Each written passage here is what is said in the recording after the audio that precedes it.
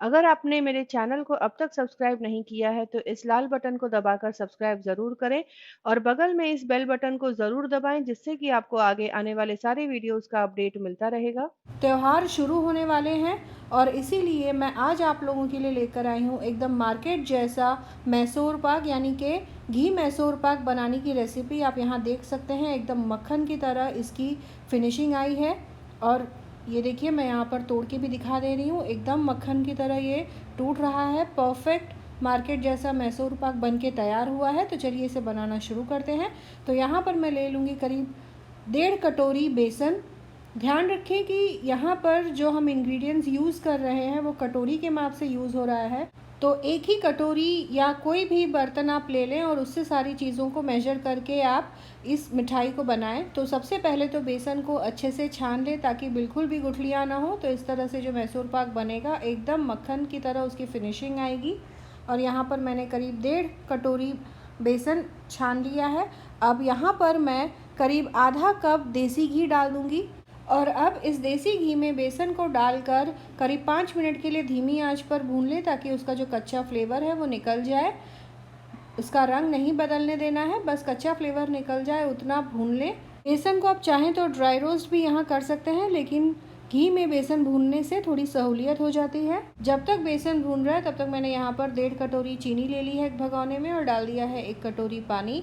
और अब इसे चीनी घुलने तक पकाना है और एक तार की चाशनी तैयार कर लेनी है। एक तार की चाशनी इस मिठाई को बनाने के लिए एकदम परफेक्ट होता है, न ज़रा सा कम न ज़रा सा ज़्यादा। ये मैं आपको आगे समझाऊंगी।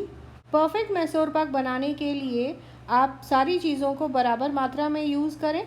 चीनी थोड़ी सी ज़्यादा आप बढ़ा सकते हैं, आप अपने मीठे फ्लेवर के हिसाब से कम या ज़्यादा कर सकते हैं। तो यहाँ पर ये देखिए बेसन भुना जा चुका है, इसमें से हल्का हल्का घी जो है अलग होने लगा है। तो इससे ज़्यादा इसे नहीं भूनना है। तो अब मैं आंच को बंद कर दूंगी। यहाँ पर बेसन भुना जा चुका है। दूसरी तरफ मैंने यहाँ पर एक स्क्वायर शेप का केक टिन लिया है, उसे देसी घी डालकर अच्छे से ग्रीस कर लूँगी। इस मिठाई को बनाने में कोई बहुत बड़ा रॉकेट साइंस नहीं है, बस कुछ चीज़ों का ध्यान रखें और एकदम परफेक्ट मैसूर पाक घर पर बन जाता है। ये देखिए यहाँ पर चीनी घुल चुकी है, इसका तार हम चेक कर लेंगे। ये देखिए प्लेट में चाशनी डालते ही ये बहने लगा है, यानी कि ये अभी पूरी तरह तैयार नहीं है। तो इसे एक बार मैं तार भी चेक करके आपको दिखा दे रही हूँ। ये देखिए हल्का सा चिपचिपापन आया है, लेकिन तार अभी इसका नहीं चढ़ा है। इसे करीब 5 से 7 मिनट के लिए धीमी आंच पर और पका लूँगी। एक तार की चाशनी इस मिठाई के लिए इसीलिए ज़रूरी है क्योंकि अगर पानी ज़्यादा हुआ चाशनी में तो बेसन जो है हलवे का रूप ले लेगा, और अगर ज़्यादा गाढ़ा हुआ चाशनी तो मिठाई जो है कड़क हो जाएगी। इसीलिए परफेक्ट एक तार की चाशनी आप बनाएं और उससे मैसूर पाक तैयार करें। ये देखिए यहाँ पर बेसन में अब धीरे धीरे करके इस चीनी की चाशनी को डालना है और अच्छे से मिक्स कर लेना है। यहाँ पर बेसन जो है चीनी की चाशनी तैयार होने से पहले ही भुना जा चुका था, तो मैंने आंच को बंद कर दिया था। तो आंच को फिर से शुरू करके धीमे फ्लेम पर इसे पकाना शुरू करना है और तब तक इसे पकाना है जब तक कि ये कढ़ाई से अलग ना होने लगे। चीनी की चाशनी पूरा इसमें मैं डाल दूंगी, फिर थोड़ा थोड़ा करके इसमें देसी घी डालना शुरू करना है और तब तक पकाना है जब तक कि ये बेसन का जो मिक्सचर है वो कढ़ाई से अलग ना होने लगे। यहाँ पर ये देखिए चीनी की चाशनी मैंने पूरी तरह डाल दी है। यहाँ पर देसी घी अब डालना शुरू करूँगी। पहले आधा कटोरी मैंने देसी घी बेसन को भूनने में यूज़ किया था, आधा कटोरी डालूँगी और उसके ऊपर करीब 3 से 4 बड़े चम्मच देसी घी और डालूँगी। तो जितना मैंने बेसन लिया था करीब करीब उतना ही देसी घी और चीनी लूँगी, जिससे कि परफेक्ट मैसूर पाक बन के तैयार होगा। थोड़ा थोड़ा देसी घी डालकर इसे इसी तरह से मिक्स करते रहना है जब तक कि देसी घी पूरी तरह से बेसन में मिक्स ना हो जाए। एक बार 2 से 3 चम्मच देसी घी मिक्स कर लिया, उसके बाद फिर से आप देसी घी डालें। तो थोड़ा थोड़ा करके आप घी डालते रहें और अच्छे से मिक्स करते रहें। तो ये देखिए यहाँ पर पूरा मिक्सचर जो है अच्छे से मिक्स हो गया है, देसी घी भी बेसन के साथ अच्छे से मिक्स हो गया है। एक बात का ध्यान ज़रूर रखें, इसमें इतना ज़्यादा देसी घी है कि ये आटे की तरह बिल्कुल नहीं बनेगा।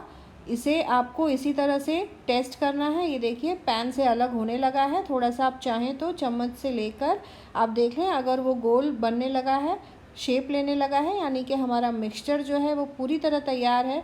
यहाँ पर ये देखिए इस तरह से तेज़ी से मिक्स करने पर पैन से अलग होने लगा है।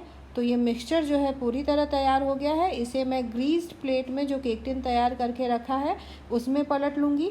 तो इसी समय अगर मैं इसे केक टिन में पलट लूँगी तो हमारा जो मैसूर पाक बनेगा एकदम परफेक्ट मक्खन की तरह सॉफ्ट बनेगा। इससे ज़्यादा अगर आप इसे पकाएंगे तो मैसूर पाक हार्ड हो जाएगा।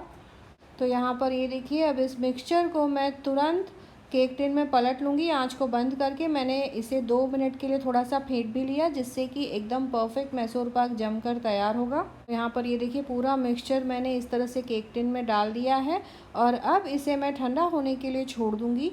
ऊपर से ये देखिए, अगर थोड़ा सा इस तरह से हो जाए तो देसी घी से स्पैचुला की सहायता से इसे चिकना कर लें। और यहाँ पर मैसूर पाक को मैं ठंडा होने के लिए छोड़ दूँगी। मैसूर पाक करीब 15 मिनट के लिए ठंडा कर लें। उसके बाद चाकू की सहायता से इस पर कट मार्क्स लगा लें तो काफ़ी आसानी से एकदम स्मूथ टेक्सचर वाला मैसूर पाक आप इस ट्रे में से निकाल पाएंगे। तो आप यहाँ पर देख सकते हैं कि चाकू से जिस तरह से ये कट रहा है, एकदम स्मूथ मक्खन की तरह ये मैसूर पाक बन के तैयार हो गया है। तो पतले पतले ब्रिक्स में जिस तरह से मार्केट में मिलता है, बिल्कुल उसी तरह से इसे मैं काट कर इस ट्रे में से निकाल लूँगी। यहाँ पर ये देखिए, अब इस मैसूर पाक को केक टिन से निकालने के लिए किनारों से सबसे पहले तो इसे छुड़ा लें और फिर एक एक करके ब्रिक्स को आप एक प्लेट में निकाल लें। अगर मैसूर पाक आपका परफेक्ट बना है तो बिना किसी परेशानी के ये आसानी से निकल आता है। तो यहाँ पर आप देख सकते हैं, एकदम परफेक्ट मक्खन की तरह मैसूर पाक बनके तैयार हुआ है। इन त्योहारों में आप इस मिठाई को ज़रूर बनाएं, सभी को बहुत पसंद आएगा। एकदम सिंपल सी रेसिपी है, कुछ बातों का ध्यान रख के आप परफेक्ट मैसूर पाक घर पे बना सकते हैं। तो आप इस रेसिपी को ज़रूर ट्राई करें और कमेंट करें अपने एक्सपीरियंस के बारे में। दोस्तों और रिश्तेदारों के साथ भी इस रेसिपी को ज़रूर शेयर करें। मिलते हैं अगले एपिसोड में इसी तरह से एक और नई टेस्टी रेसिपी के साथ। Thanks for watching.